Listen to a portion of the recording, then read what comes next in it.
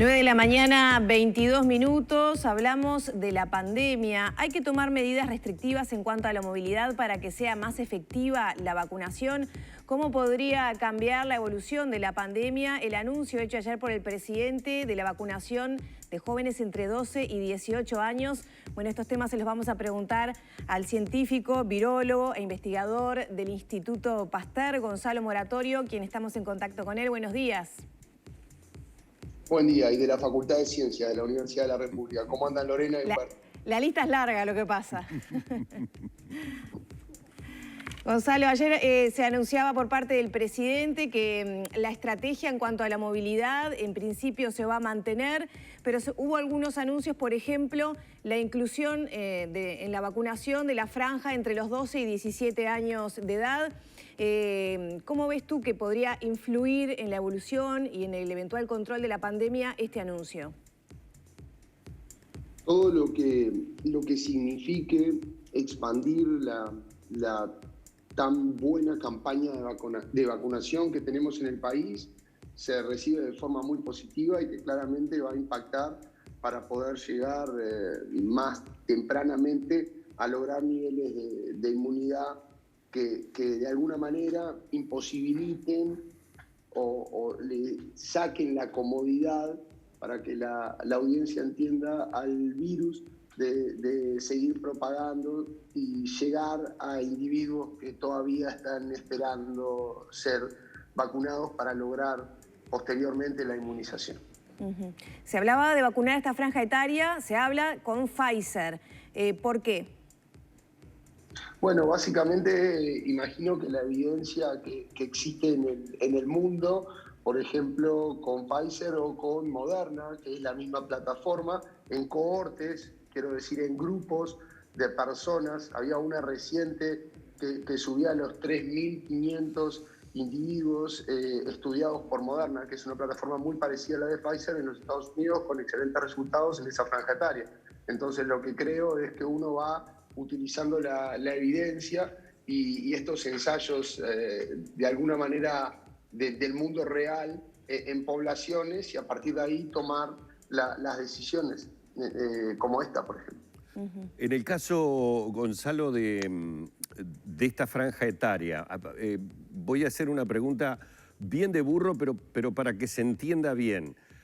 Aumentamos la población que va a ser vacunada. ¿Eso hace que varíe el porcentaje que debíamos esperar para lograr esa inmunización que todavía no tenemos muy claro si debe superar por mucho, por poco, el 70%? Es decir, como aumento una población que reconozco, no sé cuántos chicos tenemos entre 12 y 17 años, o sea, no sé en cuánto la aumentamos, ¿esos parámetros también hacen variar? Es decir, ¿vamos a tener que esperar más por la inmunidad de rebaño o una cosa no tiene que ver con la otra? No, Humberto, la pregunta es buena, no es para nada trivial y la respuesta es compleja. ¿Por qué? Porque precisamente para lograr una inmunidad colectiva, una inmunidad de rebaño, lo principal siempre es el virus al cual nos estamos enfrentando. Es distinta la inmunidad de rebaño por decir cualquier ejemplo, para un virus. Por ejemplo, imaginemos que existiese aún la viruela, ¿no? Que era muy, muy contagiosa. Es distinta la inmunidad de rebaño que necesitamos para la viruela que para el SARS-CoV-2, ¿sí? ¿Qué es lo que quiero decir con esto? Que lo que hay que mirar del virus es la capacidad que él mismo tiene de transmitirse, el famoso número R. ¿Sí? Cuanto mayor es el R, mayor o más necesario va a ser cubrir hasta un 90 o más en porcentaje de la población para impedir su propagación. Pero en nuestro escenario, los factores que hay que mirar también son las plataformas de vacunas que utilizamos. ¿Se entiende? Sí. Seguramente se puede llegar más velozmente con vacunas de RNA porque necesitan menos pista para que la audiencia entienda, para poder despegar y proteger, inmunizar a los individuos luego de la primera, segunda dosis y demás. ¿Sí? Con la vacuna que nosotros tenemos mayoritariamente en el territorio, Lo que es interesante es mirar la experiencia de esta localidad en Brasil, sí, el estudio del Butantan en el Instituto de San Pablo,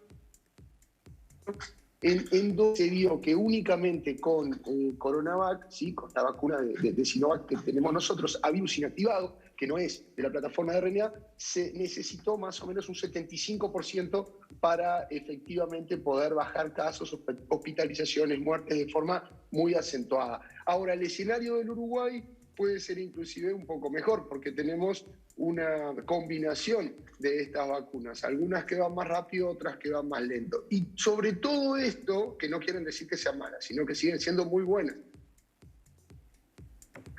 Y sobre todo también tenemos que considerar los números arrojados en el estudio del Ministerio de Salud Pública, que son muy prometedores en un universo de un poco más de 800.000 personas, en donde se ve efectivamente reducción de casos de 57% en las personas que utilizaron la Sinovac, de 75% reducción de casos en las personas que tenían todas 14 días después de la segunda dosis para ambas vacunas, en este caso de Pfizer, y son todos elementos que claramente van a impactar para ver cuál es la inmunidad colectiva que necesitamos, ni que hablar, siempre y cuando estemos considerando que no exista que no existan en ese escenario variantes que puedan de alguna manera comprometer estos números, escapando totalmente de la inmunidad generada por las vacunas. Que hasta el momento no las hay.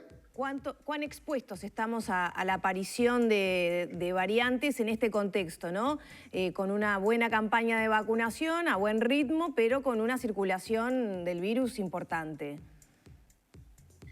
Claramente. Y acá lo que tenemos es unir estos dos componentes que de alguna manera también pueden promover la hipótesis de la generación de eventual variantes que puedan escapar a la presión ejercida por las vacunas y el sistema inmunológico. O sea, ¿nos puede pasar, es algo probable que pudieran darse variantes? Le puede pasar al mundo entero. En el mundo entero estamos detectando estas variantes. Hace cuestión de pocos días se detecta una variante en Vietnam que tiene parte de las características de la variante británica y parte de las características de la variante reportada originariamente en la India. No quiero decir que esto va a pasar. Lo que digo es que el único dogma en biología es que no hay dogmas. Y particularmente los virus son los actores dentro de este universo biológico que nos han enseñado eso. Nos han enseñado que no hay dogmas, que cuando creemos que existen reglas, como por ejemplo que de A siempre se puede ir a B, llegaron los virus para mostrarnos que de B se puede ir a A, o saltar B y llegar a C. Claro. Entonces tenemos que estar muy, muy atentos. Ahora, Gonzalo, por eso la vigilancia de todas maneras, es importante, todo lo que sea. Ustedes conocen el camino para evitar o minimizar que eso pase. ¿Qué sería recomendable para evitar que proliferen variantes en Uruguay y nos compliquen aún más el panorama? Y lo importante siempre es bajar la circulación comunitaria del virus, ¿sí? Y hacer que estos virus no se encuentren con individuos que tienen, por ejemplo, una única dosis. Hay casos anteriores de variantes que tienen su origen, por ejemplo, en otro tipo de individuo, que es aquel que está inmunodeprimido por alguna condición que existiese previa, ¿sí? a lo que era su vida y demás, y eso generó en ese organismo, por ejemplo, una mayor comodidad del virus en ese universo de cambios para que la gente entienda que los mismos de alguna manera sean eventualmente seleccionados y se generen esas variantes. Esto es algo que le pasa a todo el mundo, no es únicamente al Uruguay, y es algo que es característico de la naturaleza con la cual cambian y se adaptan a diferentes contextos, entornos, ambientes, los virus cuyo genoma es de RNA. Gonzalo, yo lo que te iba a preguntar es, pido mil disculpas porque esta noticia la escuché hoy de mañana en la radio y no pude retener el nombre de quien hacía la advertencia. Tal vez tú ya lo hayas leído y puedas complementar lo que yo ahora no recuerdo. Se hablaba de que Uruguay corría un gran riesgo, de que tenía que sí o sí parar durante determinado tiempo las actividades porque se corría un gran riesgo de estar vacunando a la gente con la circulación que teníamos del virus. E inclusive entendí por allí que se decía que lo que se hace en un laboratorio justamente para tratar de generar mutaciones de un virus es aplicarle, digamos, lo que genera una vacuna para ver cómo se comporta ese virus. La pregunta es, ¿esto es así? Y si tomo en cuenta los números hoy, estamos en algo así como el 1% de la población con la enfermedad activa. ¿Con ese 1% podría llegar a darse esa situación de mutaciones y que sea tan peligroso estar vacunándonos mientras todavía tenemos la movilidad que tenemos?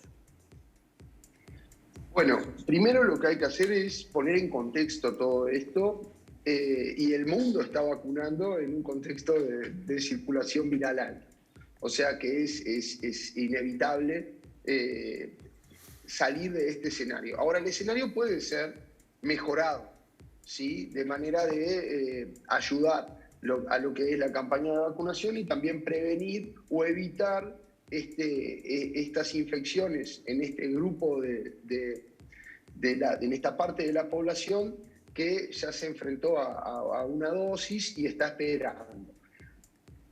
Por otro lado, en el laboratorio, con respecto a lo que comentabas, Humberto, sí, es común cuando tenemos, por ejemplo, un cultivo de células, por ejemplo, animales o humanas, y nosotros las queremos infectar con un virus y de alguna manera queremos ver cómo el virus reacciona frente a una eventual defensa que exista en esas células. Por eso, además de las células y el virus, en este experimento les presento ahora un tercer actor, que son anticuerpos. Anticuerpos que van a intentar bloquear al virus, ¿sí? Bloquear al virus antes de que él mismo interaccione con los receptores de la célula y pueda infectar a las células. En ese experimento lo que se busca es que algunos de esos virus puedan evadir a esta respuesta de anticuerpos. Y luego lo que uno hace en el laboratorio es intentar identificar precisamente la información genética de esos virus que lograron pasar ese bloqueo para luego asignar posiblemente a esa identidad genética la razón, por ejemplo, mutaciones específicas que le permitan evadir la acción de esos anticuerpos, ya que estos anticuerpos no son específicos o efectivos contra esa variante que era muy baja en la frecuencia, en la nube de virus, pero luego de hacer el experimento se vuelve la variante predominante, ¿sí? Porque Bien. tiene una ventaja frente a las otras que fueron impedidas de ingresar a las células. Y esto lo vemos todo el día y lo vemos no en el laboratorio. Por ejemplo, lo vemos con variantes que desplazan a otras variantes, como fue lo de la variante P1 en el Uruguay, llegando a tomar el control de lo que es la población viral circulante. Entonces, son contextos que hay que analizar, no es un tema de generar miedo, pero sino de considerar los escenarios. Son escenarios que existen en todo el mundo y que claramente tenemos herramientas que como país, que por nuestra población y porque sabemos que en otros momentos hicimos las cosas muy bien y jugamos realmente muy bien, podemos volver a hacerlas. ¿Qué se sabe hasta ahora de las variantes que están circulando en este momento? Hablamos de que la mayoritaria es la P1, pero se habían advertido de la presencia de otras variantes. ¿Qué información se maneja en ese sentido? La información que manejamos en el grupo interinstitucional, constituido por la Universidad Pasteur, Ministerio de Salud Pública y Sanatorio Americano, ¿sí? Es básicamente que hoy en día hacemos secuenciación genómica en tiempo real. Esto es como ir filmando lo que pasa, hacer una película de lo que pasa, que viene una semana corrida en el tiempo, más o menos unos 15 días corrida en el tiempo, y hemos detectado, además de la P1, anteriormente un equipo de trabajo del cual no participé, que se llama Fronteras, detectó la variante P2, pero esta no es de preocupación, no tiene características biológicas relevantes como para poder impactar y cambiar la dinámica de la transmisión de la epidemia en el país. Y más cercano en el tiempo, lo que identificamos, si no me equivoco, son unos 3 casos hasta la fecha de la variante andina que fue reportada en Chile y Perú, y hoy precisamente en Lima, por ejemplo, esta variante tiene que coexistir con la variante P1 de Brasil, y es interesante también ver cuál desplaza a cuál, para también a nosotros ayudarnos a prepararnos mejor. Una vez más, generar evidencia, generar información, y la información es muy valiosa cuando es tenida en cuenta para la toma de decisiones. Gonzalo, desde el lunes vimos que en algunas revistas científicas salieron un par de estudios en el mundo hablando de que, como esto es día a día y se está viendo de acuerdo a cómo va reaccionando la población que es vacunada, que podríamos estar inmunizados quienes nos hemos vacunado por más de 6 meses, inclusive llegar a 1 año o años, porque aparentemente en la médula ósea las células tendrían la memoria como para volver a reconocer al virus. Sin embargo, ayer el presidente habló de que se está estudiando la posibilidad de una tercera dosis. ¿Cuál es la actualización de esa información? ¿Necesitaríamos la tercera dosis o tal vez estemos inmunizados por más tiempo del que creemos? Bien, en primera instancia, no es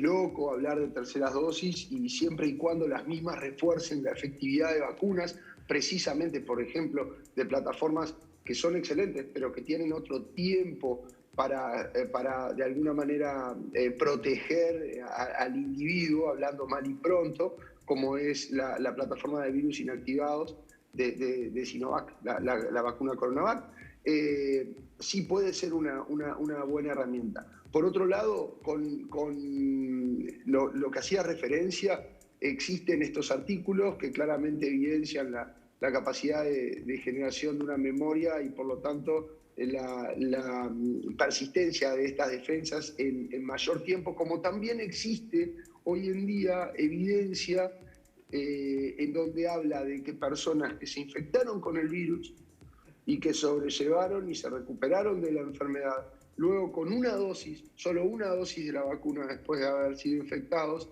generarían como la mejor inmunidad a nivel individual, como el mejor blindaje, por llamarlo de alguna manera, a nivel individual. Y es información que tenemos día a día, son distintas aproximaciones en el laboratorio, utilizando también distintos modelos, comparándolos con la información que obtenemos del mundo real en seres humanos, ya que el mundo se ha convertido en un laboratorio gigante, ¿sí? Y todo esto es válido, ¿no?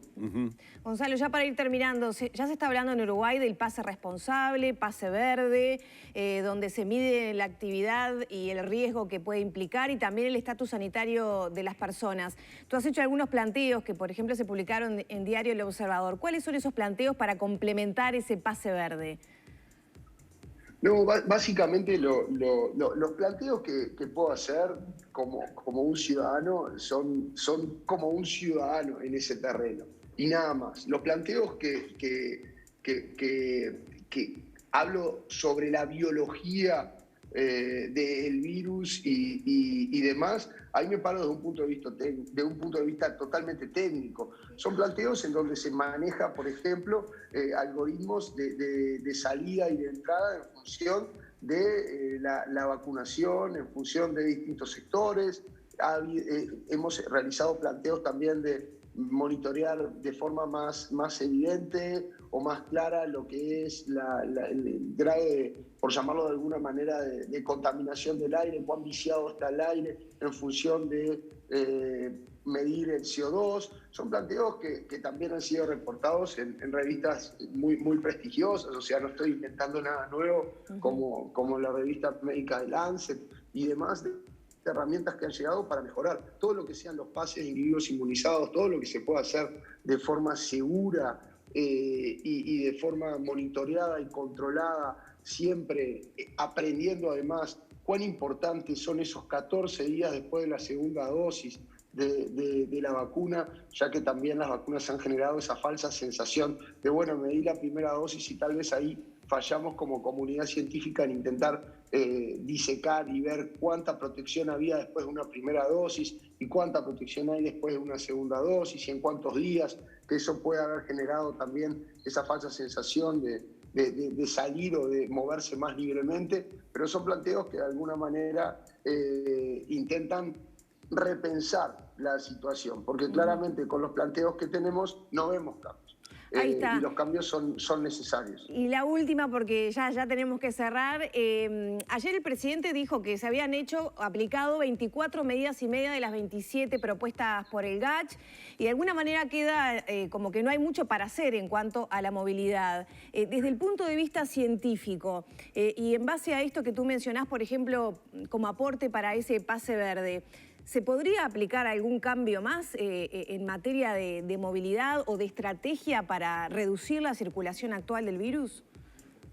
Y lo que estábamos comentando ahora involucra abrir a ciertas personas, intentar cerrar la movilidad de otras, de modo de tener un acuerdo, de modo de no tener un mandato estricto, pero sí apegados, así como en ciudades que son megaciudades, existe un número, hay días que pueden salir las matrículas pares y hay otros días que salen las matrículas impares, porque claramente el número de automóviles no es enorme para lo que son las calles y demás.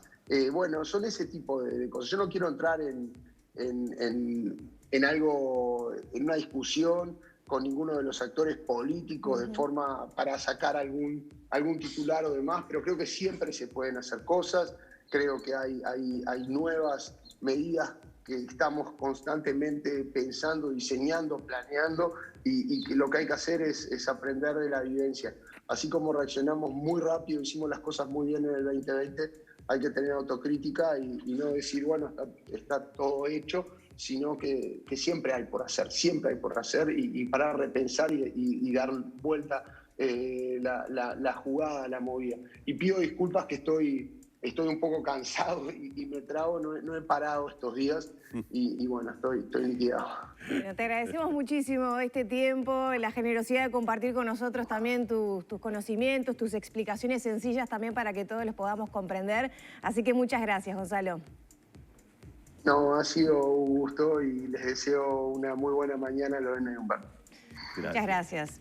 Cerramos por aquí entonces el contacto con Gonzalo Moratorio, investigador del Instituto Pasteur de Facultad de Ciencias de la Universidad de la República y bueno, un científico virólogo reconocido de forma nacional e internacionalmente también. Seguimos con Vero.